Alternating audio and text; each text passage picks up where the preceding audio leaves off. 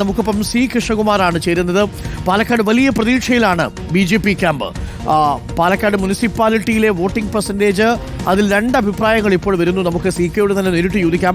അവസാനത്തെ ബൂത്ത് കണക്കുകളും CK ആണ് ഇന്നലെ ആദ്യം വിശകലനം ചെയ്ത് വലിയ ആത്മവിശ്വാസം പ്രകടിപ്പിച്ചത്. CK, very good morning. ഇന്നലെ രാവിലെ ഞങ്ങളുടെ ദീപകിനോട് പറയുന്നുണ്ടായിരുന്നു അതിരാവിലെ വീട്ടിന്റെ മുറ്റത്ത് വന്ന് നിൽക്കരുത് എന്ന്. എനിക്ക് തോന്നുന്നു അല്പം റിലാക്സ്ഡ് ആണ്. ഇന്നലെ നന്നായി ഉറങ്ങിയോ? അതെ, നേരത്തെ എഴുന്നേറ്റു. 5 മണിക്ക് തന്നെ എഴുന്നേറ്റു, അമ്പലത്തിലെല്ലാം പോയി. അതെ, ഞാൻ ഓർമ്മിക്കായിരുന്നു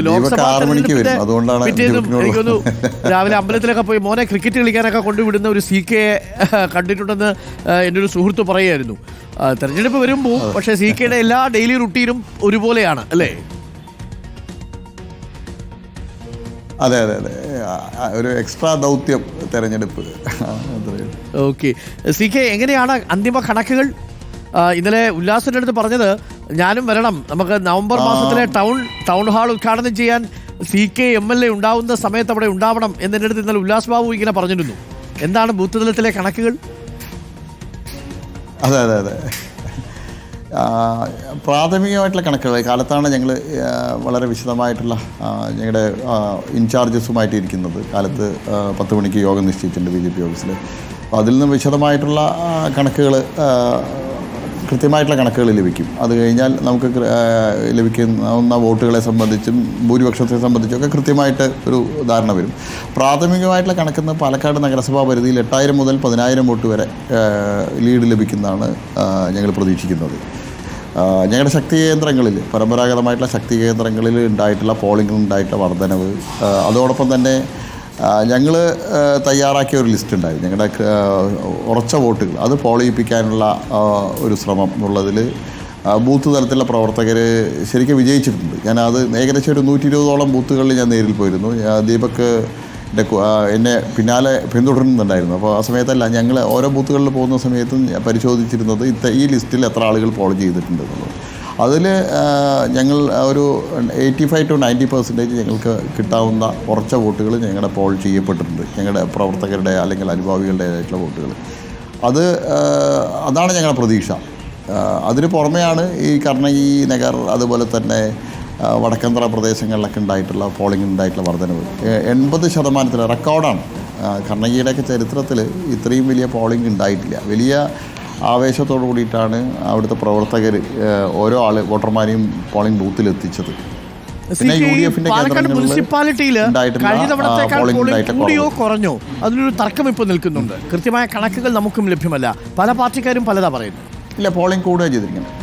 പോളിംഗ് കൂടുകയാണ് ചെയ്തിരിക്കുന്നത്. പാലക്കാട് നഗരസഭാ പരിധിയിൽ പോളിംഗ് കൂടുകയാണ് ചെയ്തിരിക്കുന്നത്. 2% പോളിംഗ് വർധന വന്നിട്ടുണ്ട്. നഗരസഭാ പരിധിയിൽ പോളിംഗ് കൂടിയിട്ടുണ്ട്. പ്രായിരിയിൽ 7% കുറവാണ്, 77%. അതെ, 77% എന്നുള്ളത് ഇപ്പോൾ മാറി 70%ത്തിലേക്ക് എത്തിയിട്ടുണ്ട്. അതെ, മാത്തൂരിലും കണ്ണാടിയിലും 70%ത്തിലേക്ക് വന്നിട്ട് കണ്ണാടിയിലും മാത്തൂരും സമാനമായിട്ട് കുറവുണ്ട്. പക്ഷേ പ്രായിരിയിലേക്ക് സമാനമായിട്ടുള്ള കുറവ് വന്നിട്ടില്ല. എനിക്കിത് തോന്നുന്നത് UDFിൻ്റെ ലഭിക്കേണ്ട വോട്ടുകളിലാണ് ഇത് വലിയ ചോർച്ച വന്നിട്ടുള്ളത്. UDFിന് ലഭിക്കേണ്ട മൈനോറിറ്റി വോട്ട് പാലക്കാട് മുനിസിപ്പാലിറ്റിയിലും അതുപോലെ തന്നെ പ്രായരി പഞ്ചായത്തിലെ മൈനോറിറ്റി ഏരിയകളിൽ വലിയ വാശിയോട് കൂടിയിട്ടുള്ള ഒരു പോളിംഗ് നടന്നിട്ടില്ല. അല്ലെങ്കിൽ അവർ പോൾ ചെയ്യിപ്പിക്കാൻ UDFിൻ്റെ ഭാഗത്തു നിന്ന് അങ്ങനെ ഒരു ശ്രമം നടന്നിട്ടില്ല. അത് പോൾ ചെയ്ത വോട്ടുകൾ തന്നെ ഒരു പെർസെൻറ്റേജ് വോട്ടുകൾ LDFിലേക്ക് ഷിഫ്റ്റ് ചെയ്യപ്പെടും, മൈനോറിറ്റി വോട്ടിൽ എന്നുള്ളതുണ്ട്. കാരണം സന്ദീപിൻ്റെ അവസാന 3-4 ദിവസങ്ങളിലെ സന്ദീപിൻ്റെ രംഗപ്രവേശനം UDFിന് ദോഷം ചെയ്തിട്ടുണ്ട്. അത് വലിയ അതൃപ്തി UDFിനെ പിന്തുണയ്ക്കുന്ന ആളുകളുടെ ഇടയിലുണ്ടായിരുന്നു. എനിക്കറിയാൻ കഴിഞ്ഞത് ജമാഅത്തെ ഇസ്ലാമി, SDPI പോലെയുള്ള സംഘടനകളടക്കം ഇതിൽ വലിയ അതൃപ്തി പ്രകടിപ്പിച്ച് UDFിൻ്റെ നേതാക്കളോട് പ്രകടിപ്പിച്ചു എന്നാണ് അറിയാൻ കഴിഞ്ഞത്. അത് അവരുടെ വോട്ടുകൾ LDFിലേക്കോ അല്ലെങ്കിൽ സ്വതന്ത്രനോ സ്ഥാനാർത്ഥികൾക്കോ ഷിഫ്റ്റ് ചെയ്യപ്പെടുന്നുള്ള ഒരു ചർച്ചയും നടന്നിട്ടുണ്ട്. സന്ദീപ് പോയത് കൊണ്ട് അങ്ങനെ ഒരു ഗുണമുണ്ടായില്ലേ?